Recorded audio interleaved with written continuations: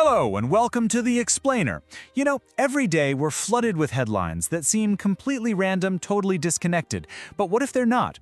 What if I told you that a deal for Russian oil could actually change a Bollywood star's travel plans?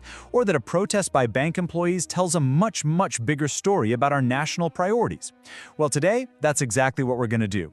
We're connecting the dots, peeling back the layers, and showing you the hidden web that links everything together.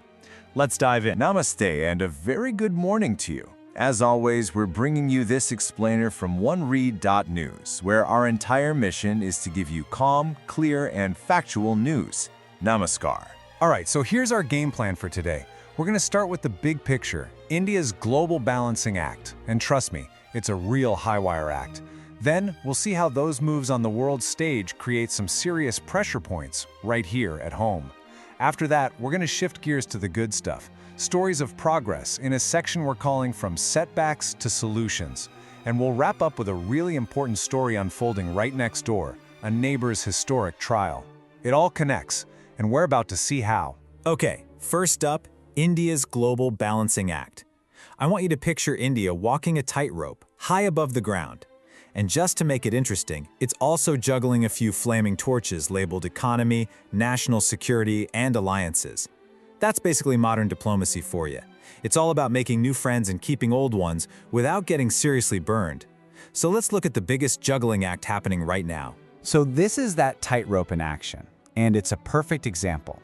On one side, you have India saying, look, we're going to continue buying Russian oil. This isn't just about getting a good price, these contracts are deep-rooted. They're often linked to decades-old defense deals and strategic partnerships. It's a complex relationship. But then on the other side of the world, the US sees this and says, not so fast, and starts talking about slapping 25% tariffs on Indian goods. Suddenly, exporters in India, people making everything from textiles to auto parts, are starting to sweat. A strategic energy decision made with Moscow in mind creates very real economic anxiety in Mumbai and Tirupur. It's a direct cause and effect. And this quote right here just nails it, doesn't it? Being friends with everyone has its price. This really gets to the heart of India's foreign policy today, what experts call multi-alignment. You might remember the old term non-alignment from the Cold War, where India tried to stay out of the fight between the US and the Soviet Union. Well, multi-alignment is the 21st century version. It's about being actively engaged with everyone, the US, Russia, Europe, you name it. But as this situation shows, when your friends don't like each other, you get caught in the middle. And that price isn't just a political headache. It can directly impact jobs and economic growth right here at home. Now here's a fascinating consequence of all this global tension. The CEO of Apple, Tim Cook, just confirmed something huge. A majority of the iPhones sold in the US last quarter were actually made in India. Think about that for a second. For years, the default was made in China. This is a massive shift. So why is it happening? Well, it's a corporate buzzword called de-risking. Big global companies are looking at the tensions around China and thinking, maybe we shouldn't have all our eggs in one basket. And India is perfectly positioned to be that new, reliable basket. It's literally geopolitics in your pocket. Of course, the funny little irony is that it's still somehow cheaper to buy an iPhone in Dubai. Go figure. And this great global reshuffle isn't just happening on a grand scale. It's happening right in our own backyard. We're now seeing Pakistan and Iran getting much closer, signing major trade deals and publicly supporting each other's policies, including on Iran's nuclear program. Now, this isn't just two neighbors being friendly. This is a significant strategic realignment. It has the potential to change the power dynamics of the entire region. It's like a new piece has been moved on the geopolitical chessboard, and you can be sure that policymakers in New Delhi and Washington are watching this very closely. And remember how I said everything connects? Well, these big global tensions can trickle all the way down and affect things you'd never expect, like Bollywood. Here we have the popular actor Kartik Aaryan pulling out of a big event in the US. Why? Because a film industry body raised red flags about the host's affiliations. In today's hyper-aware, politically charged world, who you're seen with matters.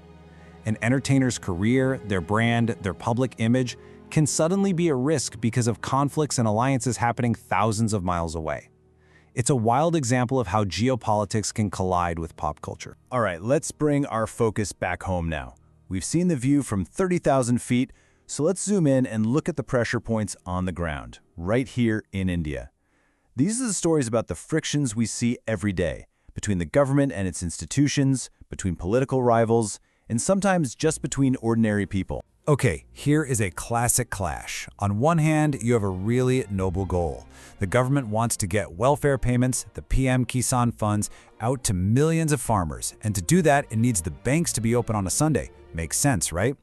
But then you have the bank unions pushing back, saying, whoa, hang on a minute, we simply can't. They're pointing to severe staff shortages, employee burnout, and a demand for a 5-day work week that's been on the table for ages. So you have this collision between a well-intentioned policy and the real-world limits of the people who have to actually execute it. It's a story about systems and the very human people who run. And next up, we have a friction that really cuts to the core of our democracy. An opposition leader in Bihar, Tejaswi Yadav, is claiming that his name has gone missing from the voter list. The Election Commission, for its part, has basically said, show us the proof, and has asked for his voter card details. Now, whether one person's name is on the list or not might seem like a small thing, but the bigger issue here, the one that really matters, is about trust. Trust in the fundamental, most basic process of our democracy, the electoral rolls. When people start to doubt whether the lists are accurate, it erodes faith in the entire system, and that's a risk we can't afford. Speaking of things that make you go, what do you make of this? The Prime Minister and the Home Minister have both held separate one-on-one meetings with the President. Now, officially, there's no reason given. It's all very routine, they say. But in the political world, this is the equivalent of getting a text message that just says, we need to talk, from the 3 most powerful constitutional heads in the country. The speculation is running wild. Is it about the ongoing deadlock in Parliament? Is it about the upcoming vice presidential elections? We just don't know for sure. But you can bet everyone in Delhi is trying to read the tea leaves. It's a reminder that so much of politics happens behind closed doors. And from the highest corridors of power, we go all the way down to an airport check-in counter. An airline has filed a complaint accusing an army officer of assaulting its staff during a dispute over baggage. And this quote really says it all. A stark reminder that conflict can erupt anywhere, even over a suitcase. This isn't just about one argument. It shows how easily a simple, everyday disagreement can blow up into a major incident. It raises really tough questions about authority, about respect, and about how we interact with each other in public spaces, no matter who we are. Okay, after all that tension and friction, let's pivot. It is so easy to get bogged down on all the problems and all the conflicts. But it's important to remember that for every single challenge, there are people out there working on solutions. So this next section is all about that. It's about stories of innovation, good governance, resilience, and the incredible, undefeated power of the human spirit. Here we see 2 different but equally important sides of governance. First, in response to a crisis, you have the Prime Minister conducting an aerial survey of the floods in Varanasi. This is more than just a photo op. It's a powerful, symbolic gesture that sends a message from the very top. We see you, we hear you, and help is on the way. And then on the other side, you have this amazing story from Arunachal Pradesh. Their Sampurnata Abhiyan initiative is being praised for achieving 100% delivery of government welfare schemes. That's proactive governance. It's about building systems so good that they can prevent crises before they even start. It's the difference between firefighting and fireproofing. Now this is a huge deal. India just switched on its very first domestically produced green hydrogen plant. This is a massive milestone. This is Atmanirbhar Bharat, the vision of a self-reliant India in action. We're not just buying clean energy tech, we are building it ourselves. Green hydrogen is a game changer for fighting pollution and crucially for securing our own energy future so we're less dependent on those global fluctuations we talked about earlier. This is a giant leap forward. Okay, now for a story of just pure human grit. I want you to meet Murali Srishankar, an incredible long jumper. He suffered a devastating, career-threatening knee injury, the kind of injury that makes you question everything. And because of it, he missed his shot at the Olympics, the dream of every athlete. So many people would have just given up, but not him. He battled back, through all the pain and rehabilitation, and he just won his 3rd straight gold medal since his return. It's more than just a sports story. It's a powerful lesson in resilience for every single one of us. And just to add one more dose of inspiration, let's look at the world of sports internationally. a French cyclist named Pauline Ferrand-Prévot just did something incredible. She's already an Olympic champion in mountain biking, a completely different and grueling discipline. And she just decided to enter the Women's Tour de France on the road and won it on her very first attempt. The versatility, the talent, the sheer athletic power is just, wow, absolutely incredible. All right, for our final story today, we're going to turn our attention to our neighbor, Bangladesh. A truly historic event is unfolding there, one that has massive implications not just for them, but for the entire region, including India.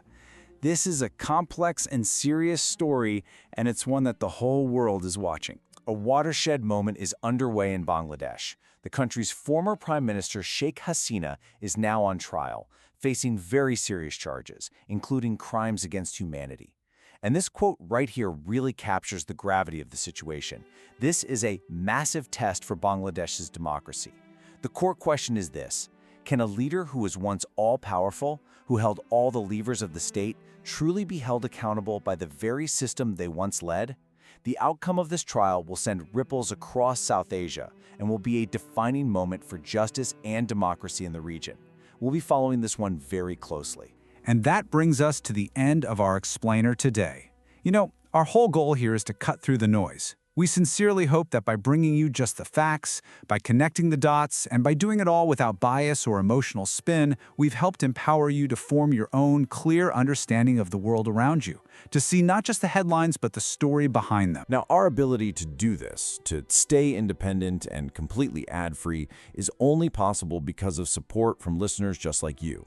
If you find value in this clear, no-nonsense approach to news, please consider subscribing. It's just ₹1 a day at OneRead.News. That small contribution is what allows us to keep this news factual and free from any outside influence. And hey, the easiest way to make sure you never miss one of these explainers is to follow us on Spotify and YouTube.